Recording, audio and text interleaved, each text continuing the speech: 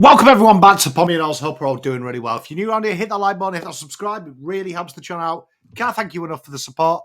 And we're here today to do the preview. Carlton versus GWS. Big game for the Blues and a big game for the finals hopes of GWS, who are having a horrific run at the moment. Just 2 wins in their last 5, where the Blues are on. They've won all their last 5. They're feeling very confident. Second place, 10th.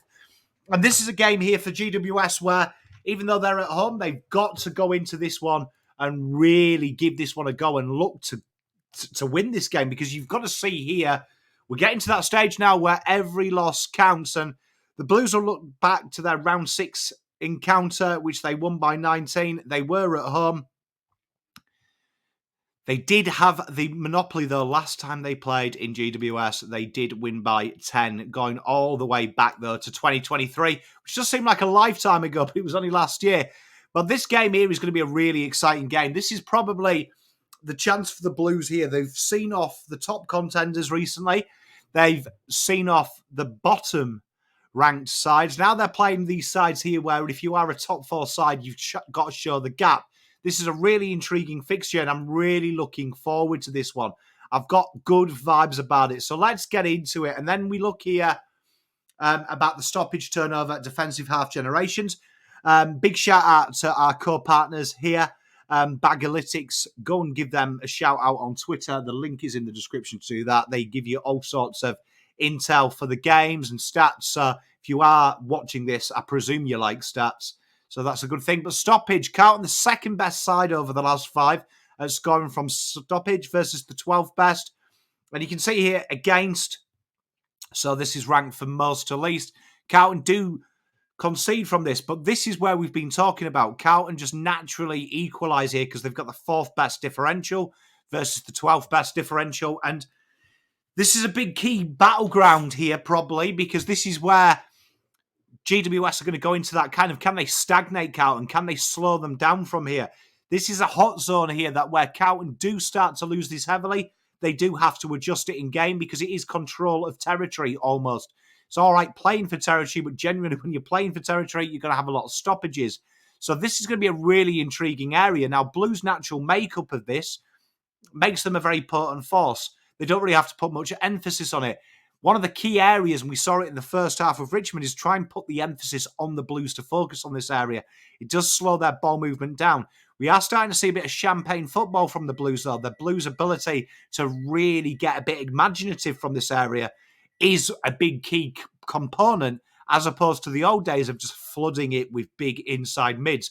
This is a real good battleground here, and GWS will have to put a lot of focus, because if the Blues get ascension from here with the other parts of their game, that can be deadly. Turnover, the best side in turnover of the last 5 and the hardest side to score against. The Blues ranking number 1 for scores and being the hardest side to score against with the best differential of the last 5. And when you look at who the Blues have played in them last 5, that's a very, very impressive stat.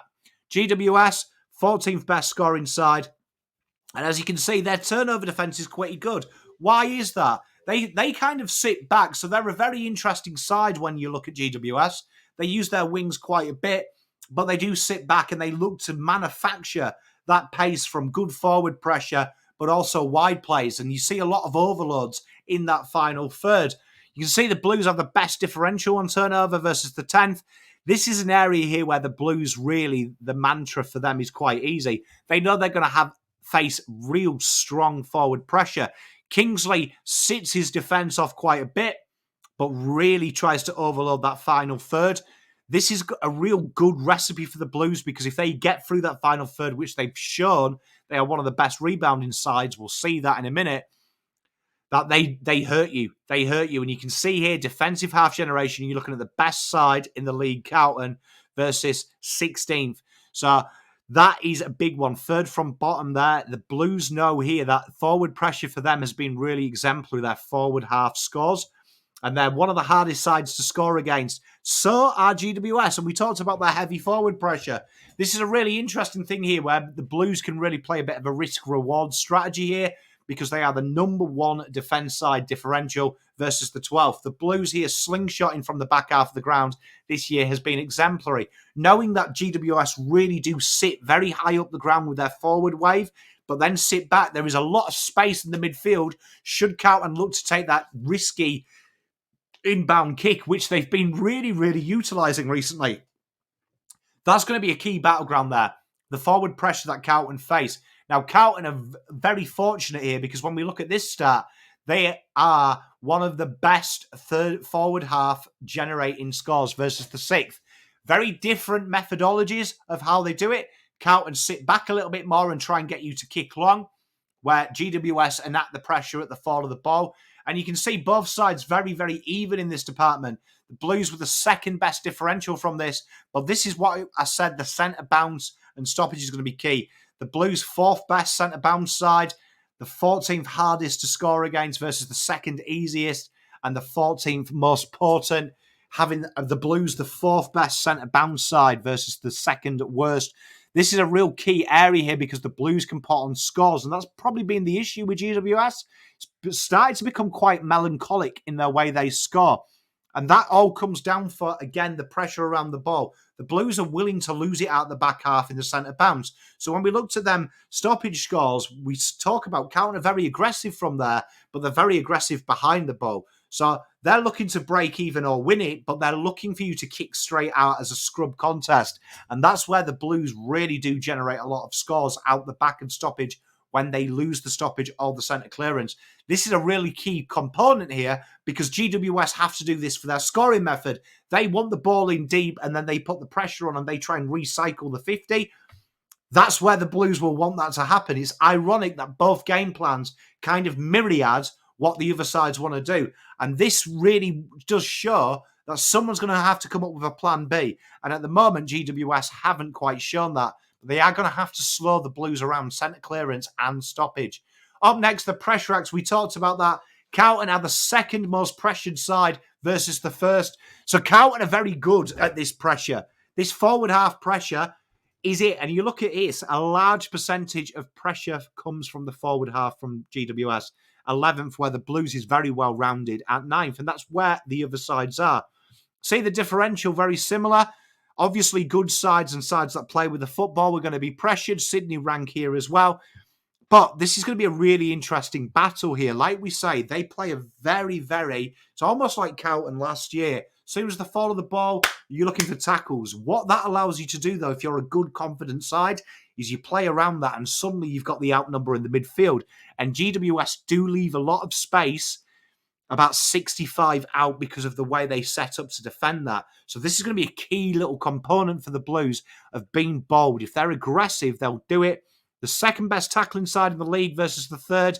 And you can see here the Blues face a lot of pressure. So the results here show that the Blues, like all good sides, genuinely rank quite high with how much pressure they face because they have the ball, but because they're playing good.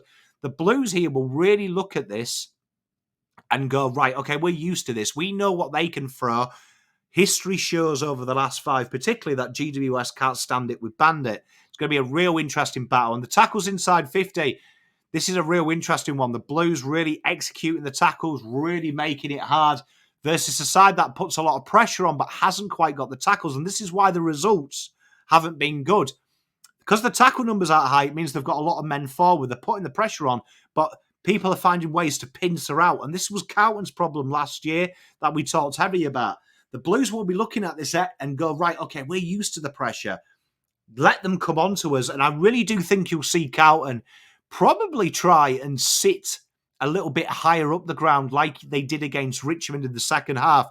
Kemp up almost on the wing, Newman almost on the wing, Sard and Sard and Cowan almost up the ring on the other hand side. Really try and get them to pressure and go deeper and try and get the natural one-on-ones, because if the fall of the ball is there, you're creating a condensity in the midfield, which means Carlton can run through that and have easier shots at goal, which we saw against Richmond.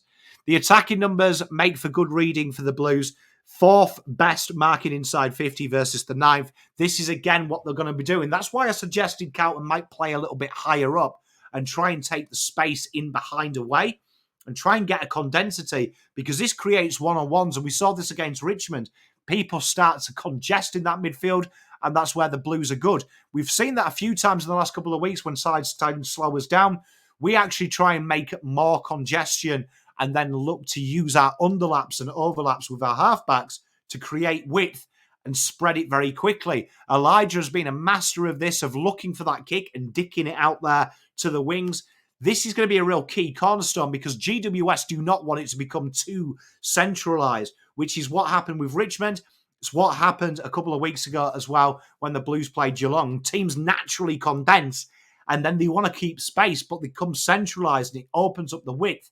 The Blues will be looking to do that, and we know Kelly makes it harder when you're trying to play with a lesser quality winger. So the Blues will probably try and look to do that and exploit the outside. Goals inside 50, you're looking at the best side per inside 50. Carlton have been very efficient because of the way they move the ball. We've been talking about it. Short, sharp, overlaps, underlaps, creating natural overloads in the midfield, which then creates one-on-ones in the forward line. Looking for deep, bringing it to ground, playing a small with each key. You've got Curnow leading centrally, Harry leading to the pockets with a small forward each. It's very dangerous versus the 11th best side.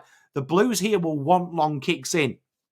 They'll want long kicks in, where you'll see GWS, they try and set themselves and then play a low dart and try and get numbers around the ball. This really helps the Blues out, and you can see here the Blues, one of the hardest sides to score against, and also GWS are, because they really are very delightful on the ground, which is a very interesting little thing. They bring the ball to ground. They're a big spoiling side in the back half of the ground, which, when you are one of the number one tackling sides inside 50 like the Blues, makes it quite happy reading for us. Scoring side 50s, Blues 2nd, 9th, 12th and 4th against respectively. Now, this is interesting. Sides have struggled to kick because of where they leave, and it's very interesting. GWS really do overload that final third. So imagine the 50 and break it from like 50 to 40, 40 to 30, and then 30 to 0.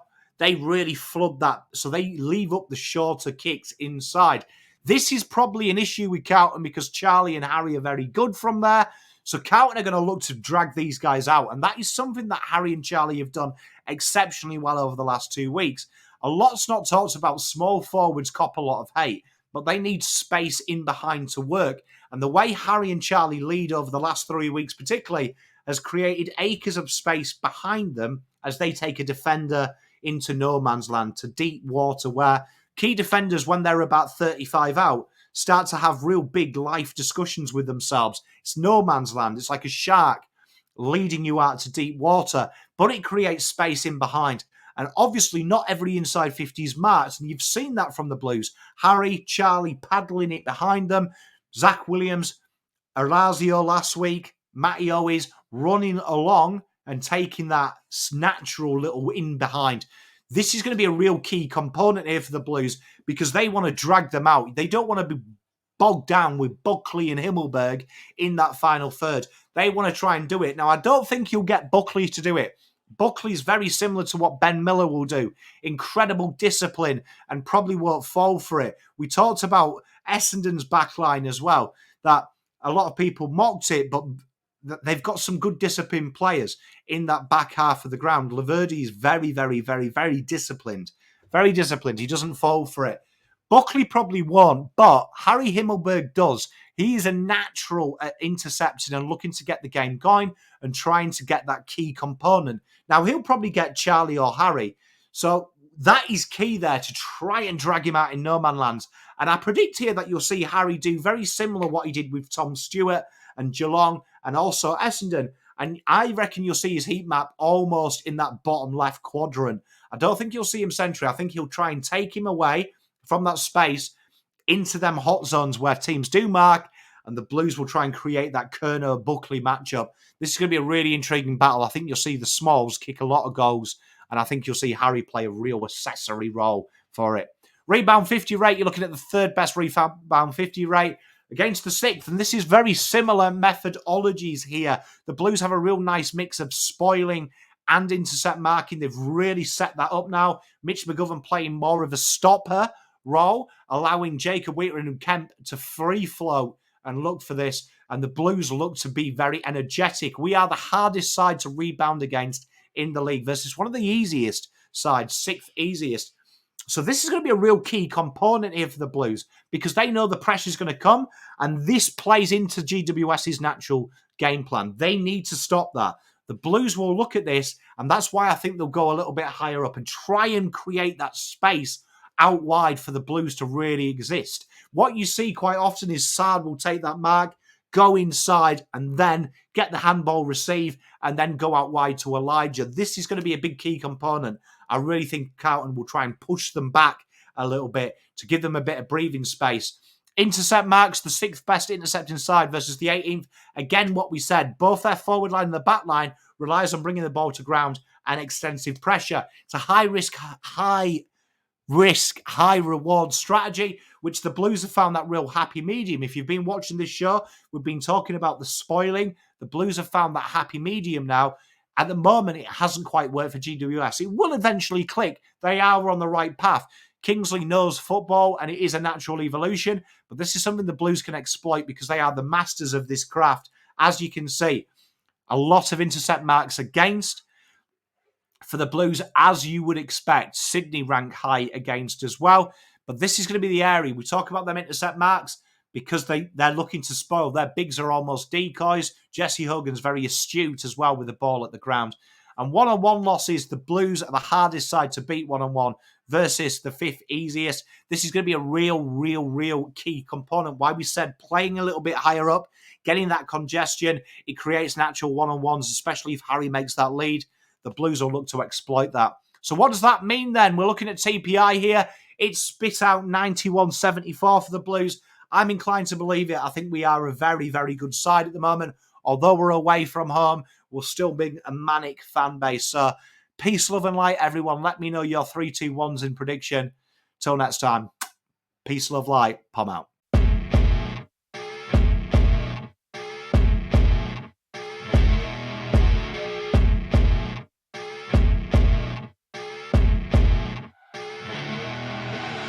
I see her rolling up, Uber black Cadillac, high heel boots and a sexy body full of tats. Baby's bad, oh baby's hella